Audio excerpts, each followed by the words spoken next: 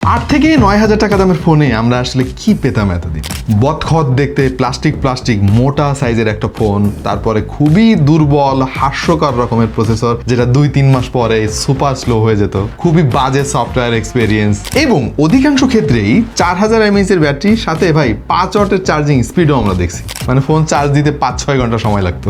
এবং এর মধ্যে এমন ফোন ছিল যেগুলো ভাই আমরা আনটু টেস্টও করতে পারি না ঠিক মতো, মানে গিগ বেঞ্চের স্কোর তো বাদই থাকলো। এই চারটার দিকে একটু খেয়াল করে দেখেন। 8 থেকে 9 হাজার টাকা প্রাইস সেগমেন্টের যে ফোনগুলো আমরা এর আগে রিভিউ করেছি সেগুলোর একটা তুলনামূলক চিত্র, এবং বেশিরভাগ ক্ষেত্রে দেখেন খুব দুর্বলতম চিপসেট ব্যবহার করা হয়েছে, G35, G25, P22 ইত্যাদি। এবং এতদিন এগুলোর সর্বোচ্চ স্কোর ছিল 1.5 লাখের কাছাকাছি। বাট এখন কিন্তু সময় বদলেছে এবং এই 2024 সালে এসে এই কম দামি ফোনের এই যে ব্যাপারগুলো এটা মোটামুটি দূর হতে শুরু করেছে। তার অন্যতম প্রমাণ হচ্ছে এই যে আমার হাতে রয়েছে বেনকো V90 প্লাস।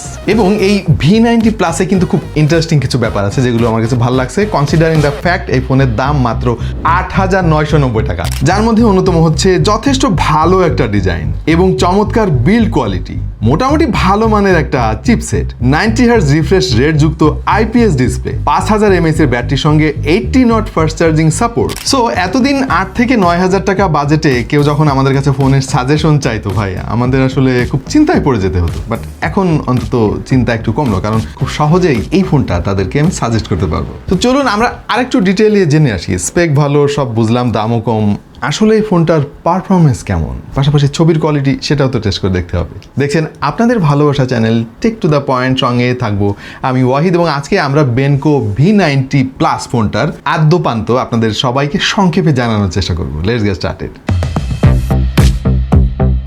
এই ফোনের ডিজাইনটা কিন্তু খুবই ইন্টারেস্টিং, কারণ এই ফোনটার পেছনে দেখে কিন্তু কোনোভাবে আপনার মনে হবে না যে এটার দাম এত কম। এখানে এক ধরনের ফিজিক্যাল ভার্টিক্যাল লাইন ব্যবহার করা হয়েছে যেটা কিন্তু খুবই চমৎকার লাগে দেখতে, এবং এটার কিছু ভালো দিকও রয়েছে, যেমন হাতের ছাপ খুব একটা এতে লেগে থাকবে না এবং খুব সহজে দাগ পড়ে যাবে বলে মনে হচ্ছে না। পাশাপাশি এখানে এক ধরনের শেপ দিয়েছে তারা, যেটা দেখতে বেশ ভালোই লাগে, এবং আলোর বিপরীত দিকে ধরে যদি একটু নাড়াচাড়া করেন দেখবেন যে আলোর সঙ্গে এক ধরনের খেলা চলছে এই ফোনের ব্যাকের। সব মিলিয়ে যথেষ্ট ভালো একটা ফিল পাবেন আপনি। হ্যান্ড ফিল যথেষ্ট ভালো, ওয়েট ডিস্ট্রিবিউশন নিয়ে কোনো কমপ্লেন নেই, এবং ক্যামেরা বাম্পটাও খুব ইন্টারেস্টিং।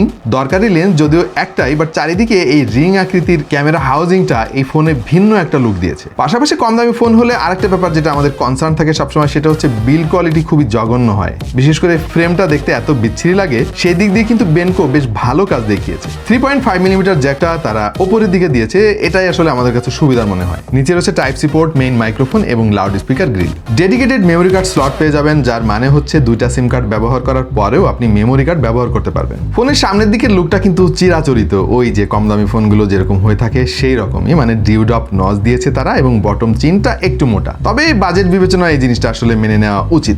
সো মাত্র 9,000 টাকা দামে যত ফোন মার্কেটে এই মুহূর্তে রয়েছে, স্পেশালি অফিসিয়াল ফোন, তার মধ্যে কিন্তু ডিজাইনের দিক দিয়ে এই ফোনটা বেশ উপরের কাতারেই থাকবে। এবার ডিসপ্লে নিয়ে কিছু কথা বলি। নর্মালি এই বাজেটের ফোনে কখনোই HD প্লাসের উপরে আমরা দেখিনি, সেটা দেখার কথাও না, বাট তারা এখানে সারপ্রাইজ হিসেবে 90Hz রিফ্রেশ রেট দিয়েছে। যদিও HD প্লাস রেজুলেশনে যে এই 90Hz খুব ভালো কাজ করে সেটা না, বাট অন্তত 60Hz এর চাইতে তো বেটার পারফর্ম করবে। ডিসপ্লে সাইজ হচ্ছে 6.56 ইঞ্চি, এটা খুব একটা ছোটও না খুব একটা বড়ও না, আপনি এক হাতে অপারেট করতে পারবেন। আর ডিসপ্লের কোয়ালিটি কিন্তু যথেষ্ট ভালো। জাস্ট একটাই প্রবলেম আমরা খেয়াল করেছি, ডিরেক্ট সানলাইটে এই ফোনটা ব্যবহার করতে গেলে আপনাকে একটু প্যারা খাইতে হবে ফুল ব্রাইটনেসেও। আদার দ্যান দ্যাট এটার যে ভিউইং অ্যাঙ্গেল, কালার অ্যাকুরেসি যথেষ্ট ইমপ্রেসিভ ছিল কনসিডারিং দ্য প্রাইস। সাধারণত কম দামি ফোনে এতদিন আমরা যেটা দেখতাম যে এত বাজে চিপসেট ব্যবহার করতো ভাই, মানে কিছুদিন পরে ওই ফোনের অবস্থা এত জঘন্য হয়ে যেত, কি একটা বাজে ব্যাপার। মানে নর্মালি এই দামের ফোনগুলো তো আমরা আমাদের সিনিয়র সিটিজেন যারা রয়েছে, আমাদের বাবা মা বা অনেকে সেকেন্ডারি ফোন হিসেবে ব্যবহার করেন, আবার অনেকে রয়েছেন যে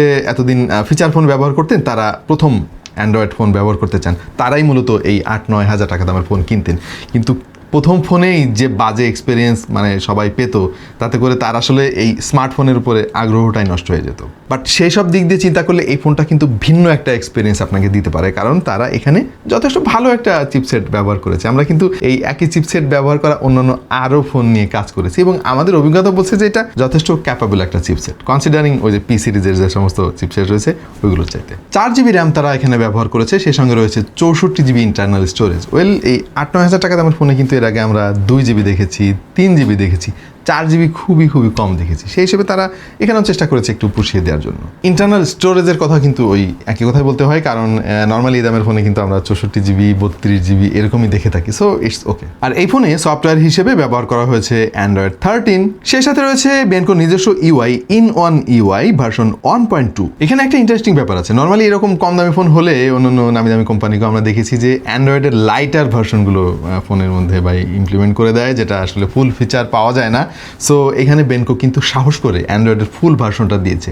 এর ফলে যেটা হবে অ্যান্ড্রয়েডের ফুল ফিচার কিন্তু আপনারা পাবেন। এবং অবশ্যই এখানে ধন্যবাদ দিতে হয় ইউনিএসওসির T606-কে, কারণ ফুল ভার্সনটাও চালাইতে পারবে। ইউআইটা কিন্তু যথেষ্ট ভালো, এখানে প্রচুর কাস্টমাইজেশনের সুযোগ আপনি পাবেন। আইকনগুলো দেখতে খুব চমৎকার লাগে, যথেষ্ট লাইট ওয়েট মনে হয়েছে, খুব একটা ব্লটওয়্যারে দেখা আমরা পাই নাই। খুব ইন্টারেস্টিং কিছু ফিচারও এখানে আছে, যার মধ্যে স্মার্ট উইন্ডো নামক একটা ফিচার তারা দিয়ে দিয়েছে, ওই আইফোনের ডাইনামিক আইল্যান্ডের মতো আর কি। সব মিলিয়ে এর ইউআই আপনাকে হতাশ করবে না, এবং এই ফোনের পারফরমেন্স কিন্তু যথেষ্ট ভালো আমরা পেয়েছি কম দামি ফোন হিসেবে। যদিও মাল্টিটাস্কিং এ এসে একটু গড়বড় করে ফেলে মাঝে মাঝে, একটু স্টার্টার বা ল্যাগ খেয়াল করবেন কিছু সময়ে। অ্যাপ ওপেনিং টাইমও একটু স্লো ছিল, যেহেতু মাত্র 4 GB র্যাম, অধিকাংশ সময় কিন্তু অর্ধেকের বেশি র্যাম অকুপাইড থাকে। এর ফলে অ্যাক্টিভ প্রোগ্রাম হিসেবে 2-3টার বেশি আসলে রাখা যায় না। বাট ডে টু ডে ইউসেজে যে সমস্ত কাজ আসলে আমাদের প্রতিদিন করতে হয় সেগুলো করতে খুব একটা সমস্যা হয়নি। আর এই ফোনটা তো ভাই আসলে গেমিং এর জন্য না, এটার গেমিং টেস্ট আসলে কি বা দেখাবো। টুকটাক গেম যারা খেলেন মাঝে মাঝে ছোট সেই সমস্ত গেম খেলতে খুব একটা সমস্যা হবে না। আমরা সাহস করে অ্যাসফাল্ট 9টা একটু প্লে করেছিলাম এবং যথেষ্ট ভালো পারফর্ম করেছে। ফ্রি ফায়ার খেলতে পারবেন, যদিও আপনাকে অনেক কম্প্রোমাইজ করে নিতে হবে, এবং গেম প্লে মোটামুটি ছিল। সো বেসিক্যালি এই ফোনটা তো পারফরমেন্স সেন্ট্রিক না, এটা হচ্ছে একটা অল ইন অল প্যাকেজ। যাদের 8-9 হাজার টাকা বাজেট, তাদের মোটামুটি তারা সব কিছু দেওয়ার চেষ্টা করেছে। সো আপনাকে কিছু কম্প্রোমাইজ তো এখানে করতেই হবে। তবে হ্যাঁ, একটা ব্যাপার এখানে উল্লেখ করা দরকার, যেটা আমার কাছে খুব পজিটিভ মনে হয়েছে, সেটা হচ্ছে যে ভাই ফোনে খুব একটা হিটিং ইস্যু নাই। আমরা বেশ কিছু সময় ধরে গেমিং করেছি, অনেক মাল্টিটাস্কিং করেছি, রাফ ইউজ করেছি, কিন্তু চিন্তা করার মতো কোনো হিটিং ইস্যু আমরা খেয়াল করি নাই। এবার ক্যামেরা নিয়ে একটু আলাপ করতে চাই। টু বি ভেরি অনেস্ট, এটার ক্যামেরা পারফরমেন্স নিয়ে আসলে আমরা খুব একটা খুশি হতে পারি নাই। হ্যাঁ, আমরা মেনে নিচ্ছি যে এটা কম দামি ফোন, তারা অন্যান্য জায়গায় একটু বেশি দিয়েছে, কিন্তু তারপরে ক্যামেরার যে ন্যূনতম একটা এক্সপেকটেশন আমাদের থাকে, ওই এক্সপেকটেশন কিন্তু এই ফোনটা পূরণ করতে পারে নাই। আমরা ইনডোর আউটডোর বিভিন্ন লাইটিং কন্ডিশনে ছবি তুলেছি, এবং যেটা খেয়াল করেছি এখানে কিন্তু ডিটেইলের অনেক ঘাটতি আছে। পোর্ট্রেট ফটোগ্রাফি দেওয়া আছে, কিন্তু ওইটা ভাই খুব একটা কাজ করে না। সবচাইতে বড় যে প্রবলেমটা এর ফোনের ক্যামেরার, সেটা হচ্ছে যে ভাই এক্সপোজার কন্ট্রোল খুবই বাজে। এই ছবিগুলো খেয়াল করে দেখেন, পেছনে পুরা ভাই মনে হচ্ছে যেন কড়া রোদের মধ্যে সবকিছু জ্বলে গিয়েছে। এর 13 মেগাপিক্সেলের মেইন ক্যামেরা দিয়ে ওকে টাইপের কিছু ছবি আপনি পাবেন, কিন্তু ডিটেইলের খুব একটা দেখা পাবেন না। শার্পনেস অবশ্য পাবেন, কিন্তু ওইটা আসলে ছবির 12টা বাজিয়ে দেয়। ভিডিও করতে পারবেন সর্বোচ্চ 1080p রেজুলেশনে 30 fps, এবং এটার স্টাবিলাইজেশন নিয়ে কথা না বলি ভাই, খুব একটা ভালো না, যেটা হওয়ারই কথা না আসলে। আর এইটা হচ্ছে এই মোবাইলের ফ্রন্ট ক্যামেরার sample, in case you want to make some vlogging video with this phone.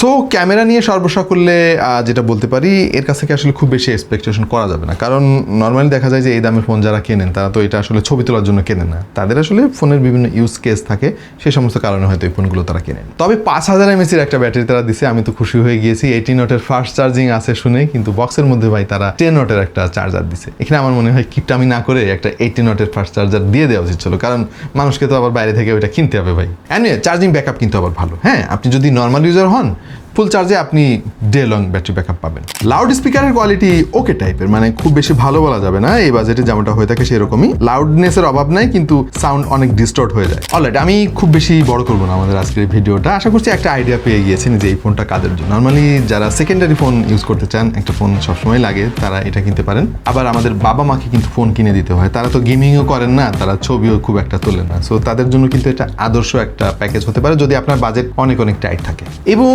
Officially এই মুহূর্তে যতগুলো ফোন আছে এই 8-9 হাজার টাকা প্রাইস সেগমেন্টে, তার মধ্যে কিন্তু এটা খুবই ভালো একটা অপশন হতে পারে আপনার জন্য। সো আপাতত এই পর্যন্তই প্রিয় দর্শক, আশা করছি আমাদের এই কন্টেন্ট আপনাদের ভালো লেগেছে। আর আরও কন্টেন্ট দেখতে চাইলে আমাদের চ্যানেল সাবস্ক্রাইব করতে পারেন, জয়েন করতে পারেন আমাদের ফেসবুক পেজে, আমাকে ফলো করতে পারেন, সমস্ত লিঙ্ক ডেসক্রিপশনে দিয়ে দিচ্ছি। দেখা যেতে পারে অন্য কোনো ভিডিওতে ভিন্ন কোনো বিষয় নিয়ে। সে পর্যন্ত সবাই ভালো থাকুন, সুস্থ থাকুন, আর দেখতে থাকুন টেক টু দ্য পয়েন্ট।